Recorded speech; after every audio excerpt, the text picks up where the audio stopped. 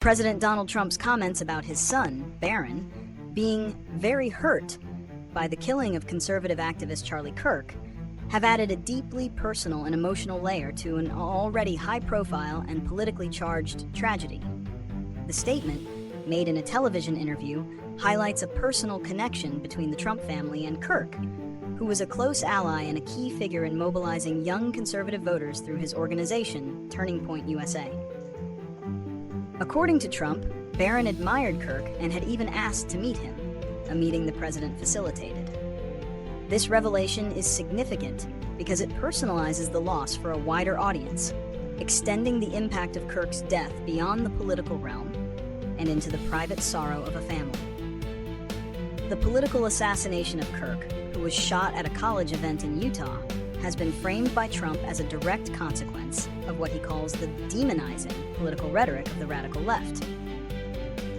The president has taken a very public and dominant role in the messaging surrounding Kirk's death, blaming his political opponents and vowing a crackdown on what he calls political violence.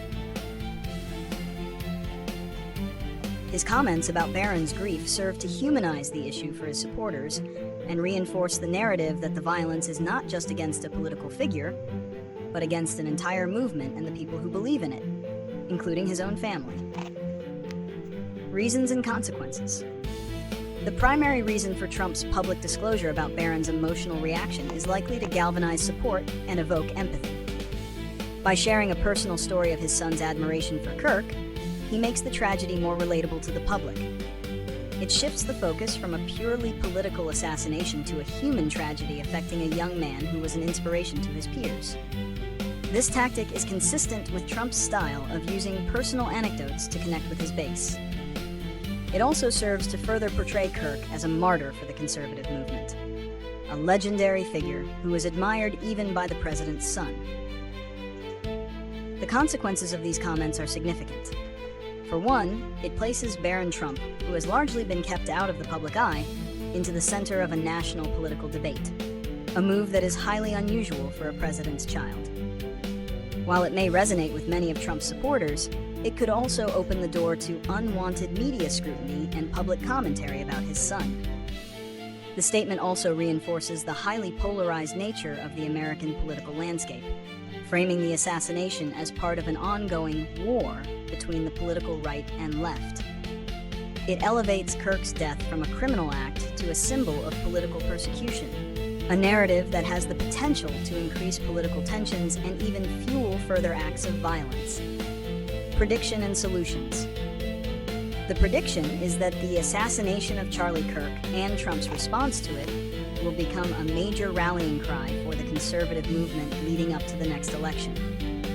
Kirk's death will be used to portray the right as victims of political violence, and his legacy will be lionized as a symbol of the struggle for free speech and conservative values. This narrative will be a powerful tool for mobilizing young voters, as Kirk's work was specifically aimed at that demographic.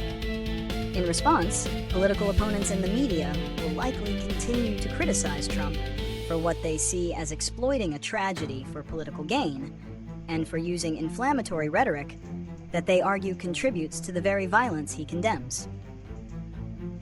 There will be increased scrutiny on the rhetoric from both sides of the political spectrum, and a renewed, albeit likely fleeting, conversation about the dangers of political polarization. A potential solution to de-escalate the situation and address the underlying issues of political violence and polarization would require a concerted effort from all political leaders to condemn violence without equivocation and to foster a more respectful political discourse. This would involve moving away from demonizing language and refraining from assigning collective blame for the actions of an individual. However, given the current political climate and the deeply entrenched nature of partisan divisions, such a solution seems improbable. Instead, the assassination and the reactions to it will likely become another flashpoint in the culture wars, further deepening the divides